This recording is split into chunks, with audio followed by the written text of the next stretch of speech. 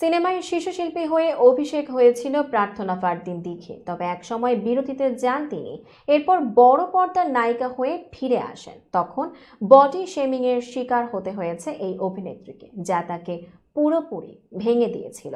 সম্প্রতি এক সাক্ষাৎকারে সেই তিক্ত অভিজ্ঞতার কথা শেয়ার করলেন তিনি। বিস্তারিত ডেস্ক রিপোর্টে।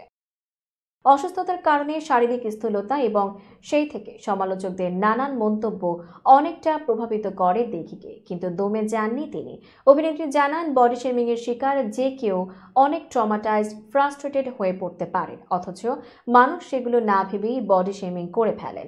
দিঘির কথায়, যে মানুষটার বডি শেমিং আরেকটা মানুষ করছে, আদৌ সেই মানুষটি বডি শেমিং নিয়ে কতটা সিরিয়াস, কিংবা সে কিভাবে এটিকে গ্রহণ করছে, তার গ্রহণযোগ্যতা কতটুকু, তা না চিন্তা করেই তো বলে ফেলি। আসলে হতে পারে সে অনেক ট্রমাটাইজড এটা নিয়ে, সে অনেক ফ্রাস্ট্রেটেড বডি শেমিং নিয়ে একটা সময় হতাশ হয়ে পড়েছিলেন জানি। দিঘি বলেন, একটা সময় ফ্রাস্ট্রেটেড হয়ে গিয়েছিলাম, কারণ এত শুনতাম, এত একের পর এক চ্যালেঞ্জের মধ্য দিয়ে যেতে হতো। একটা সময় আমি অসুস্থ হয়ে পড়ি, তখন ডায়েট হচ্ছে না, জিমও হচ্ছে না, আবার মোটা হয়ে গেলাম। তারপর যখন ঠিক করলাম আমাকে শুকাতেই হবে, তখন আবার হলো কোভিড।